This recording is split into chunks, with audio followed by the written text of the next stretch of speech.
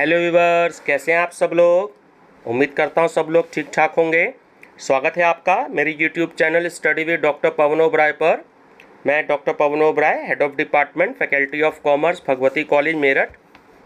Viewers, फिर से दो तरीके की वीडियो लेकर के आया हूं। सबसे पहले तो CCS यूनिवर्सिटी मेरठ का जो आपका BA थर्ड ईयर में इकोनॉमिक्स में पेपर है, आपका 5th paper economics of growth and development, तो उसकी यूनिट थर्ड लेकर के आया हूँ मैं आज आपके लिए। और बहुत ही इम्पॉर्टेंट यूनिट है थर्ड और फोर्थ। आप ध्यान रखना कि थर्ड और फोर्थ यूनिट में से ही CCS यूनिवर्सिटी ने सबसे ज़्यादा क्वेश्चन जो है, जो मेरे पास पिछले 5-6 सालों के प्रीवियस ईयर के क्वेश्चन पेपर्स मैंने कलेक्ट किए हैं, तो 5-6 सालों में ये जो थर्ड और फोर्थ यूनिट है, ये इनमें से ही तकरीबन आपके 60-70 नंबर के क्वेश्चंस पूछे गए हैं। तो ये दो यूनिट आपके लिए बहुत इंपॉर्टेंट हैं। और दूसरा, क्योंकि मैंने बताया, क्योंकि मैं B.Ed एंट्रेंस, TGT, PGT और NTA नेट के लिए भी मैंने प्लेलिस्ट बना रखी है, तो ये मैं उसमें भी अपलोड करता हूँ। तो वहाँ आपको जो इकोनॉमिक्स वाली है, इकोनॉमिक्स फॉर B.Ed एंट्रेंस, आपकी NTA नेट, TGT, PGT, तो उसमें तो आपको अनलिमिटेड क्वेश्चंस मिलेंगे इकोनॉमिक्स के। ठीक है, कभी मैनेजरल इकोनॉमिक्स, कभी बिजनेस इकोनॉमिक्स, कभी पब्लिक फाइनेंस, कभी माइक्रो इकोनॉमिक्स, कभी माइक्रो इकोनॉमिक्स, तो सब, कभी इंटरनेशनल ट्रेड, तो सबके आपको क्वेश्चंस मिलेंगे। तो वो प्लेलिस्ट तो TGT, PGT और NTA नेट वालों के लिए बहुत ही ज़्यादा अच्छी रहेगी। बट जो ये वाली प्लेलिस्ट है, ये केवल CCS यूनिवर्सिटी मेरठ के हिसाब से रहेगी। ठीक है, इसमें मैं सिर्फ आपको प्रीवियस ईयर के क्वेश्चंस और अकॉर्डिंग टू सिलेबस ही मैं आपको क्वेश्चंस दूंगा। ठीक है, क्योंकि कुछ बच्चे ही तैयारी करते हैं TGT, PGT की, सारे नहीं करते हैं। ठीक है व्यूवर्स, तो फर्स्ट टाइम देख रहे हैं तो मेरा चैनल नेम ध्यान रखिएगा, study with doctor Pawan Oberoi. आप प्लेलिस्ट जरूर विजिट करिएगा, बेल आइकन प्रेस कर लीजिएगा। ठीक है, प्लेलिस्ट में आपको 65,000 से ज़्यादा MCQs मिलेंगे और 45 से ज़्यादा उसमें आपको प्लेलिस्ट मिलेंगी, तो आप अपने अपने मतलब की वीडियोस देख सकते हैं। चलिए व्यूवर्स, डिस्कस करते हैं third unit CCS university Meerut की। आर्थिक वृद्धि की माप के लिए निम्नलिखित में से कौन सा बेहतर माप है? तो वो होता है राष्ट्रीय आय। आर्थिक विकास के मापन में सहायक है, तो डी ऑप्शन सही है कि स्थिर मूल्यों पर प्रति व्यक्ति आय में वृद्धि गिनी गुणांक मापन करता है, तो वो सापेक्ष असमानता का स्तर। स्थानीय व्यापार होता है, देखिए ताजे फल का, ईंट का और दूध दही का, इन ये सबका है ना, तो ऑप्शन डी करेक्ट है कि इन सभी का। प्रति व्यक्ति आय आर्थिक विकास के माप का एक सर्वश्रेष्ठ सूचक होने के पक्ष में तर्क दिया जाता है। क्यों? क्योंकि देखिए ये भी ऑप्शन ठीक है कि आर्थिक विकास का वास्तविक सूचक, और बी है कि आर्थिक कल्याण गतिविधियों में वृद्धि, और सी जीवन स्तर में वृद्धि। तो तीनों ही रीज़न जो है वो बिल्कुल सही है ना, ऑप्शन डी करेक्ट है उपयुक्त सभी। एक ही देश के विभिन्न स्थानों अथवा क्षेत्रों के बीच किए जाने वाले व्यापार को निम्नलिखित में से क्या कहते हैं? तो देखिए उसको आंतरिक व्यापार, घरेलू व्यापार और अंतर क्षेत्रीय व्यापार, ये तीनों कहते हैं, तो ऑप्शन डी करेक्ट है ये सभी। व्यापार की शर्तों से क्या तात्पर्य होता है? तो वो होता है दो देशों के मध्य वस्तु विनिमय की दर। भुगतान संतुलन में डैश संबंधित है अंतरराष्ट्रीय कोष में डैश से, तो भुगतान संतुलन में आधिक्य, इंग्लिश में कहते हैं सरप्लस, तो ये संबंधित है अंतरराष्ट्रीय कोष में लाभ से। निम्नलिखित में से क्या विश्व व्यापार संगठन द्वारा स्वीकृत है? तो वो है क्षेत्रीय आर्थिक संघ। ठीक है, रीजनल इकोनॉमिक एसोसिएशन।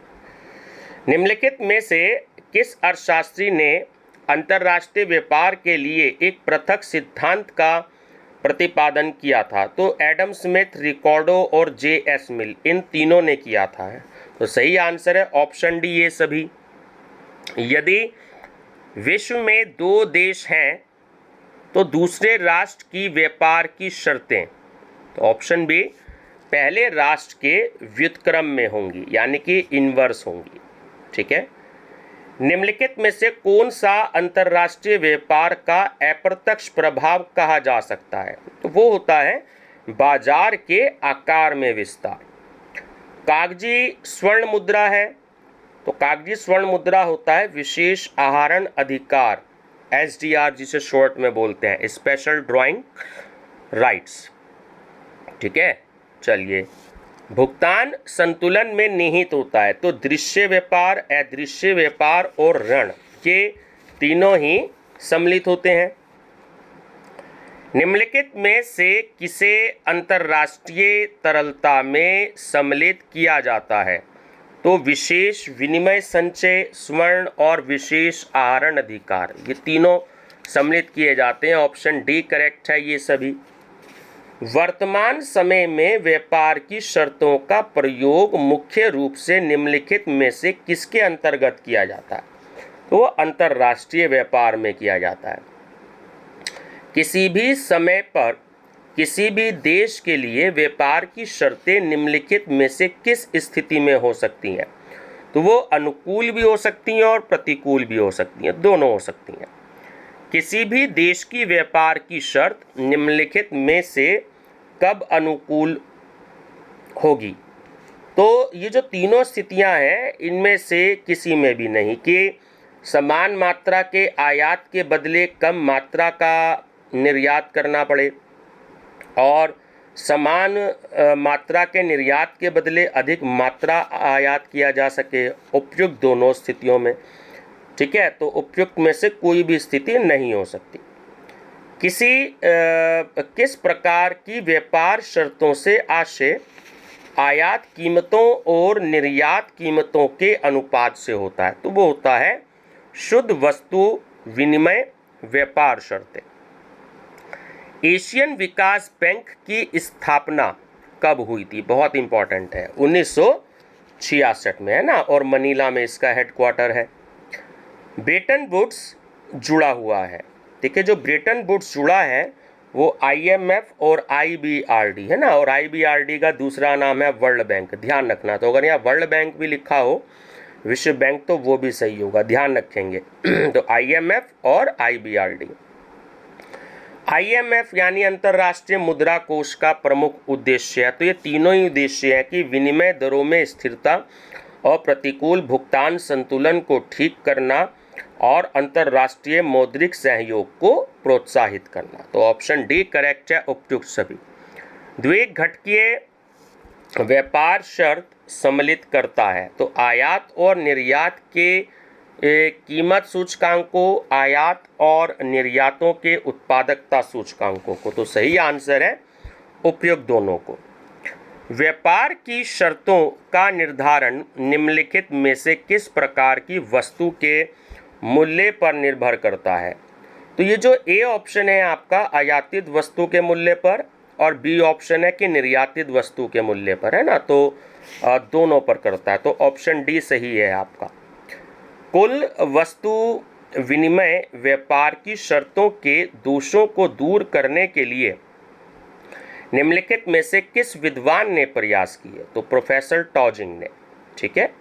आर्थिक विकास के मापन का सूचकांक है, तो उत्पादन संपत्तियों में वृद्धि भी नहीं है, राष्ट्रीय आय भी नहीं है, और प्रति व्यक्ति आय भी नहीं है। तो सही आंसर है इनमें से कोई भी। ठीक है, या ये कह सकते हैं कि इनमें से कोई भी, है ना, ये तीनों ही हो सकते हैं। ठीक है। किसी राष्ट्र के जीवन यापन स्तर का सर्वोत्तम मापक होता है, तो वो होता है प्रति व्यक्ति GDP। ठीक है। शुद्ध निर्यात प्राप्त होता है, तो वो होता है निर्यात से आयात घटाने पर। निम्नलिखित में से किस अर्थशास्त्री ने एक तत्वीय तथा द्वितत्वीय व्यापार की शर्तों की व्याख्या की है? तो वो की है प्रोफेसर जैकब वाइनर ने। उपयोगिता के आधार पर व्यापार की शर्तों की विवेचना निम्नलिखित में से किस अर्थशास्त्री ने की है? तो वो भी प्रोफेसर जैकब वाइनर ने की है। अंतर्राष्ट्रीय वित्त में सम्मिलित है, तो विदेशी ऋण, अनुदान और निजी विदेशी विनियोग, है ना। तो ऑप्शन डी करेक्ट है, ये सभी सम्मिलित हैं इसमें। अंतर्राष्ट्रीय वित्त अंतर्राष्ट्रीय अर्थशास्त्र का अंग है। तो यह कथन किसका है? ये ना तो बरान का है, ना इजरा सोलोमन का है और ना एस खटक का। ठीक है, तो सही आंसर है इनमें से कोई नहीं। अंतर्राष्ट्रीय वित्त की विशेषता है तो विश्वव्यापी क्षेत्र भी है, बहुराष्ट्रीयता भी है और अंतर्राष्ट्रीय वित्तीय प्रणाली भी है। तो ऑप्शन डी करेक्ट है ये सभी। घरेलू मुद्रा का अंग नहीं है यूरो बाजार। अंतर्राष्ट्रीय वित्त प्रणाली का अंग नहीं है तो वो है घरेलू मुद्रा। अंतर्राष्ट्रीय वित्त का स्रोत है तो निजी विदेशी निवेश, विदेशी सहायता और व्यापारिक ऋण। ठीक है, ये तीनों ही हैं। तो सही आंसर है ऑप्शन डी ये सभी। अंतर्राष्ट्रीय वित्त है ये कला और विज्ञान दोनों हैं। अंतर्राष्ट्रीय वित्त में शामिल किया जाता है तो विनियोग निर्णय वित्तीय प्रबंध में शामिल किया जाता है तो विनियोग निर्णय, लाभांश निर्णय और वित्तीय निर्णय, है ना, ये सभी शामिल किए जाते हैं। अंतर्राष्ट्रीय व्यवसाय के तरीके हैं तो लाइसेंसिंग या प्रत्यक्ष विनियोग और कंपनियों का अधिग्रहण, ये तीनों ही इसके तरीके हैं। वित्तीय पुनर्गठन का स्वरूप है तो कंपनी का अधिग्रहण, ऋण पुनर्गठन, अंश पूंजी का पुनर्गठन, तो ये तीनों ही हैं। दक्षिण दक्षिण सहयोग की स्थापना किस वर्ष हुई? ये हुई 1978 में। विकासशील देशों का साझा समूह है तो वो है दक्षिण दक्षिण सहयोग। इसमें सारे के सारे विकासशील देश हैं जैसे भारत, ठीक है, पाकिस्तान, नेपाल, भूटान, बांग्लादेश, बर्मा। ठीक है, दक्षिण दक्षिण सहयोग जिसे हम शॉर्ट में कहते हैं SSC का प्रथम शिखर सम्मेलन कहाँ हुआ था? वो हुआ था नाइजीरिया में और जो उसका शहर है अबूजा। ध्यान रखना, एनटीए नेट में आया हुआ क्वेश्चन है। ठीक है, नाइजीरिया में हुआ था दक्षिण दक्षिण सहयोग का प्रथम शिखर सम्मेलन और शहर का नाम है अबूजा। यदि आयातों की मांग लोच से अधिक है तो आयात मूल्य में क्या होगा? कमी होगी। निम्नलिखित में से कौन सा क्रम सही है? तो मैं आपको बता देता हूं कि पहला जो WTO सियाटल सम्मेलन है 2 नंबर पे वो आएगा।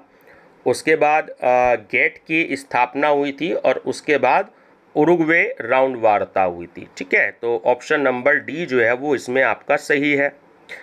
निम्नलिखित में से कौन सा कथन सत्य है? तो जो भारत है वो WTO का स्थायी सदस्य है।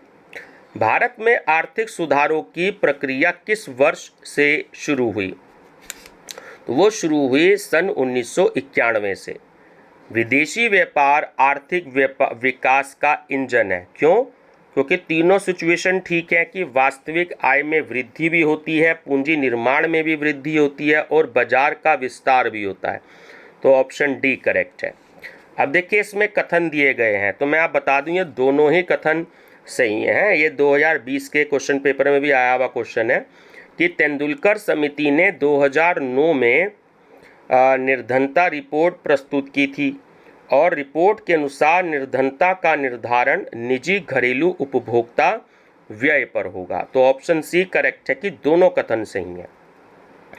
गेट स्थापना के समय इसकी सदस्य संख्या थी, तब थी 23।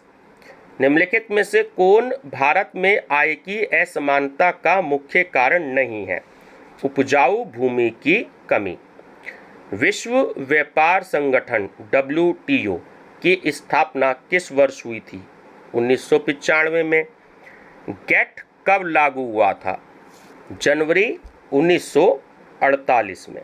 ठीक है, गरीबों को निर्मित मुफ्त आवास देने की योजना थी, ये भी 2020 में आया हुआ क्वेश्चन है, इंदिरा विकास योजना में।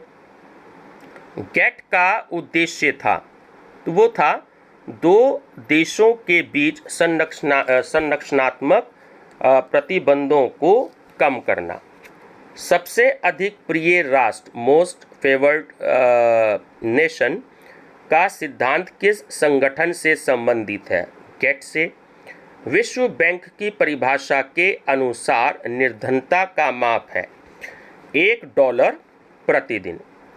विकासशील देशों के बीच संसाधन, तकनीक एवं ज्ञान के हस्तांतरण के लिए जो शब्दावली प्रयोग की जाती है उसे जाना जाता है दक्षिण दक्षिण सहयोग। गेट के उरुग्वे दौर का परिणाम था, तो वो था गेट के स्थान पर WTO की स्थापना। उरुग्वे दौर के परिणाम स्वरूप विश्व व्यापार संगठन कब अस्तित्व में आया? तो वो आया 1 जनवरी 1995 को। गेट की समाप्ति कब हुई? तो वो ही 12 दिसंबर 1995 को। ठीक है। घटक जो व्यापार शर्तों को प्रभावित करता है, तो प्रशुल्क नीति, अवमूल्यन और विदेशी वस्तुओं की मांग लोच, है ना। तो ये तीनों ही ऑप्शन सही हैं। विश्व व्यापार संगठन का मुख्य कार्य है, तो दोनों ही सही हैं कि वस्तुओं के व्यापार का नियमन और बौद्धिक संपदा अधिकार, इंटेलेक्चुअल प्रॉपर्टी राइट्स से संबंधित व्यापार की निगरानी। तो सी ठीक है कि ए और बी दोनों। WTO के लिए कौन सा कथन असत्य है? तो वो है कि WTO की परिधि में कृषिगत वस्तुओं का व्यापार सम्मिलित नहीं है, तो ये एक असत्य कथन है। WTO की प्रस्तावना में गेट के किस उद्देश्य को सम्मिलित किया गया है? तो तीनों ही सही हैं कि जीवन स्तर में वृद्धि करना, पूर्ण रोजगार एवं प्रभावपूर्ण मांग में वृहद स्तरीय परंतु ठोस वृद्धि करना और वस्तुओं के उत्पादन एवं व्यापार का प्रसार करना। तो तीनों रीजन बिल्कुल सही हैं। विश्व व्यापार संगठन में किस अतिरिक्त उद्देश्य को सम्मिलित किया गया है? तो तीनों ही सम्मिलित किए गए हैं। अविरत विकास, सस्टेनेबल ग्रोथ की अवधारणा, सेवाओं का उत्पादन एवं व्यापार और पर्यावरण संरक्षण, है ना। तो ऑप्शन डी करेक्ट है। कौन सा कथन सत्य है? तो ऑप्शन सी, विश्व व्यापार संगठन का कार्यक्षेत्र गेट से अधिक विस्तृत है। विश्व व्यापार संगठन का मुख्य उद्देश्य है, तो तीनों ही हैं कि जीवन स्तर में वृद्धि करना, अविरत विकास की अवधारणा को स्वीकार करना और वस्तुओं का उत्पादन एवं व्यापार बढ़ाना। तो ऑप्शन डी करेक्ट है। SSC यानी दक्षिण दक्षिण सहयोग का सिद्धांत है, तो सार्वभौम सहायता, समानता और क्षेत्रीय अखंडता, ये तीनों सही है ना। ऑप्शन डी करेक्ट है। SSC का तीसरा शिखर सम्मेलन कहाँ हुआ था? तो पहला हुआ था नाइजीरिया के अबूजा में और दूसरा हुआ था मलाबो में। ठीक है। ट्रिप्स संबंधित है, तो ट्रिप्स जो है वो एक्चुअली बौद्धिक संपदा से संबंधित है, इंटेलेक्चुअल प्रॉपर्टी राइट से। निम्नलिखित संस्थाओं में से कौन सी विश्व बैंक समूह का अंग है? तो वो है आपका IMF, है ना, अंतर्राष्ट्रीय मुद्रा कोष। WTO का मुख्यालय यानी हेडक्वार्टर या हेड ऑफिस कहाँ है? तो वो है जेनेवा में। चालू खाता शेष प्लस पूंजी खाता शेष बराबर होता है भुगतान संतुलन के। लिबस्टिन के अनुसार निम्नलिखित में से कौन सी मूल्य राशि क्रिया है? तो वो है सट्टा, स्पेकुलेशन। दक्षेश संगठन में सी से तात्पर्य है, तो वो है सहयोग, SSC, दक्षिण दक्षिण सहयोग। निम्नलिखित में से कौन सा सार्क का सदस्य नहीं है? थाईलैंड। गेट और विश्व व्यापार संगठन में सर्वाधिक अनुग्रह भाजन राष्ट्र के संदर्भ में अंतर है, तो वो है सभी देशों के प्रति अधिकतम अनुग्रह। किसी देश का भुगतान संतुलन खाता निम्नलिखित में से किसे छोड़कर अन्य सभी मदों को सम्मिलित करेगा? तो अंतर्राष्ट्रीय कर। सार्क बहुपक्षीय व्यवस्था है, तो वो है दक्षिण एशियाई देशों के मध्य। निम्नलिखित में से कौन सा देश विश्व व्यापार संगठन का सदस्य नहीं है? WTO का। ठीक है, तो वो है ईरान। अर्ध विकसित देशों में कौन सी बेरोजगारी पाई जाती है? जैसे कि हमारा भारत है, ठीक है, वो होती है अदृश्य बेरोजगारी। निम्नलिखित विशेषताओं में से कौन सी विशेषता विकासशील देशों से संबंधित है? तो अधिक जनसंख्या, अधिक निर्धनता और कम प्रति व्यक्ति आय, ये तीनों ही सम्मिलित है, ठीक है, और संबंधित हैं। निम्नलिखित में से कौन सा देश तीसरी दुनिया का देश है? तो वो है भारत। व्यापार की शर्तों को प्रभावित करने वाला घटक कौन सा है? तो देखिए, मांग तथा पूर्ति की लोच, स्थानापन्न, वस्तुओं की उपलब्धता और प्रशुल्क नीति, ठीक है, टैरिफ पॉलिसी। तो ये तीनों ही है ना, ऑप्शन डी ठीक है। धनीभूत श्रम ही पूंजी होती है, यह कथन किसका है? तो यह है J.S. ड्यूसनबरी का। प्रोफेसर प्रोबिस के अनुसार व्यापार की शर्तें अविकसित देशों के पक्ष में रहती हैं। भुगतान संतुलन में निहित होता है। तो देखिए, दृश्य व्यापार, अदृश्य व्यापार और ऋण, तो ये तीनों ही ठीक है, तो ऑप्शन डी करेक्ट है ये सभी। निम्नलिखित में से कौन सा आर्थिक उपरिव्यय का उदाहरण है? तो वो है स्वच्छता के लिए सुविधाएं, ठीक है। तो किस वर्ष सरलीकरण की नीति को अपनाया गया? 1991 में। किस देश के साथ मिलकर भारत का अधिकतम आयात किया जाता है? चीन के साथ, आप सब जानते ही हैं। किस वर्ष भारत में विशेष आर्थिक क्षेत्र, स्पेशल इकोनॉमिक जोन, जिसे हम शॉर्ट में सेज बोलते हैं, की धारणा को मान्यता मिली?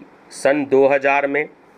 प्रतिकूल व्यापार की दशाएं होने का मुख्य कारण क्या है ना, विकासशील देशों में? तो ये तीनों ही हैं कि प्राथमिक वस्तुओं का निर्यात, नीची सौदेबाजी शक्ति और गरीबी तथा ऋण देयता। तो ये तीनों ही हैं। ऑप्शन डी करेक्ट है कि सबसे अधिक प्रिय राष्ट्र का सिद्धांत किस संगठन से संबंधित है? तो वो है GATT, ठीक है। GATT मतलब कंफ्यूज करने के लिए दिया है आपको गेट।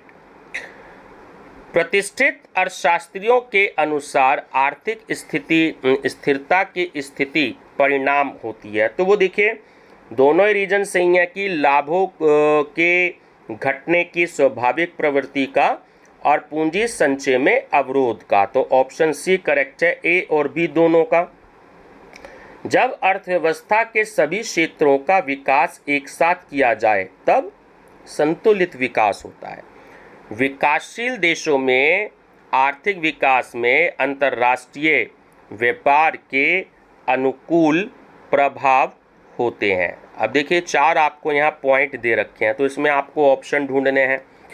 तो ऑप्शन बी करेक्ट है कि पहला और तीसरा, कि यह आवश्यक आधारभूत ढांचा प्रदान करता है और यह पूंजी अंतर प्रवाह को प्रोत्साहित करता है, ठीक है। अंतर्राष्ट्रीय व्यापार के लाभ प्रभावित होते हैं। तो तीनों ही ऑप्शन ठीक हैं कि व्यापार की शर्तों से, लागतों के तुलनात्मक अंतर से और विक्रय संगठन की क्षमता से। तो ऑप्शन डी करेक्ट है कि ये सभी। निम्नलिखित कथनों में से कौन सा कथन ठीक नहीं है?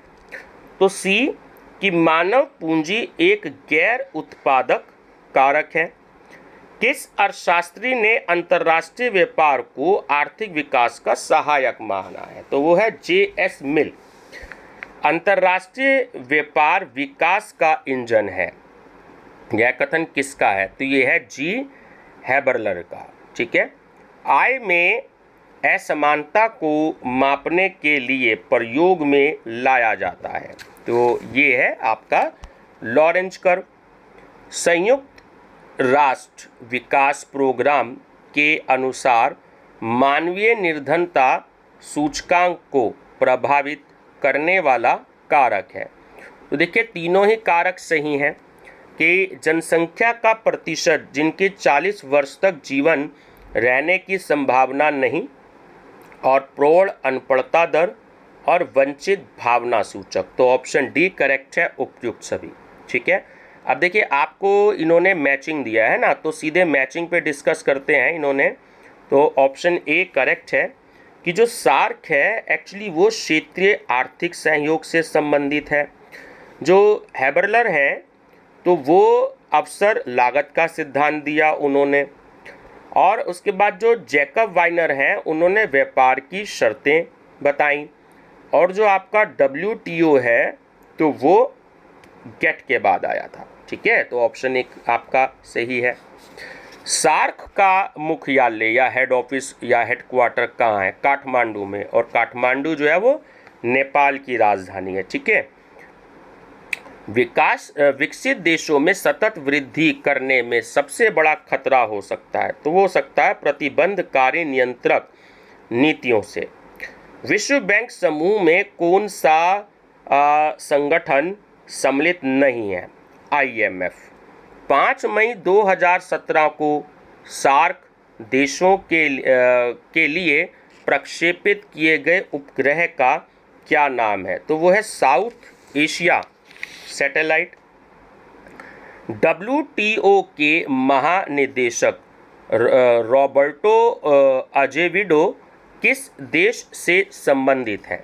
ठीक है, तो ध्यान रखना ये भी एक अपने आप में क्वेश्चन है कि WTO के जो इस समय महानिदेशक हैं तो वो कौन है? तो वो है रॉबर्टो अजेविडो। ठीक है, तो वो ब्राज़ील के हैं। HDI ह्यूमन डेवलपमेंट इंडेक्स की अवधारणा लोकप्रिय बनाई, तो वो बनाई महबूब उल हक ने। निम्नलिखित कथनों में से सही कथन को पहचानिए। तो केवल पहला कथन बिल्कुल सही है कि WTO के प्रमुख महानिदेशक होते हैं, और दूसरा कथन गलत है कि WTO सम्मेलन वर्ष में एक बार होता है। ठीक है, दुनिया का सबसे गरीब क्षेत्र है तो वो है सब सहारन अफ्रीका। ठीक है, सब सहारन अफ्रीका। अब ओपेक का आपसे पूरा नाम पूछ रहा है, तो ओपेक का पूरा नाम होता है organisation of petroleum exporting country. ठीक है, organisation of petroleum exporting country.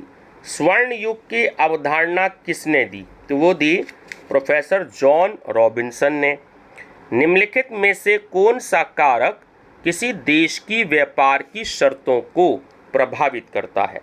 तो व्युत्क्रम मांग, रुचि में परिवर्तन और आर्थिक समृद्धि, है ना, ये तीनों जो हैं बिल्कुल सही हैं। विश्व मानचित्र के दक्षिण में स्थित विकासशील देशों के 19 राष्ट्रों के समूह को माना जाता है, तो वो माना जाता है G15, है ना, ग्रुप 15। दक्षिण दक्षिण सहयोग संवाद का सूत्रपात सन 1968 में अंकटाड के द्वितीय सम्मेलन में हुआ था, और ये सम्मेलन कहाँ हुआ था? नई दिल्ली में। 3 देशों के एक समूह G3 का गठन व्यापार संवर्धन के साथ राजनीतिक उद्देश्यों से 2003 में किया गया था, जिसे जाना जाता है तो वो है IBSA। ठीक है, IBSA। विश्व व्यापार संगठन के द्वारा किस संगठन को प्रस्थापित किया गया? तो गेट को। ठीक है, पहले गेट था, बाद में WTO आ गया। वर्तमान में विश्व व्यापार संगठन में कितने सदस्य हैं? तो इस समय 164 हैं। निम्नलिखित में से कौन एक विश्व व्यापार संगठन का सिद्धांत नहीं है? तो वो है जनसंख्या वृद्धि में कमी। द्वितीय विश्व युद्ध के बाद विश्व के देशों ने वैश्विक मौद्रिक सहयोग तथा वित्तीय स्थिरता के लिए एक संगठन का निर्माण किया, जिसका नाम है तो वो है IMF। ठीक है, और लास्ट है बच्चों इस यूनिट का क्वेश्चन कि निम्नलिखित में से कौन अंतर्राष्ट्रीय मुद्रा कोष की मुद्रा है? ठीक है, तो IMF की तो ये है SDR, स्पेशल ड्राइंग्स राइट्स। तो व्यूअर्स ये आपकी CSS यूनिवर्सिटी मेरठ की तो थी 3rd यूनिट। ठीक है, और ये आपकी जो प्लेलिस्ट है आपकी इकोनॉमिक्स फॉर आपका TGT PGT और NTA नेट, तो उससे रिलेटेड भी आपकी ये यूनिट ख़त्म होती है। ठीक है, तो चैनल नेम मेरा याद रखिएगा, study with doctor Pawan Oberoi, ताकि आपको जो है बहुत सारी वीडियो टाइम से मिलती रहेंगी। तो चैनल को सब्सक्राइब करके जो है अपने फ्रेंड सर्कल को जरूर बता दीजिएगा, क्योंकि मेरे ही चैनल पर आपको CCS यूनिवर्सिटी मेरिट से रिलेटेड सारे ही क्वेश्चन पेपर्स या MCQs आपको प्रॉपर तरीके से मिलते हैं। ठीक है व्यूअर्स, थैंक यू।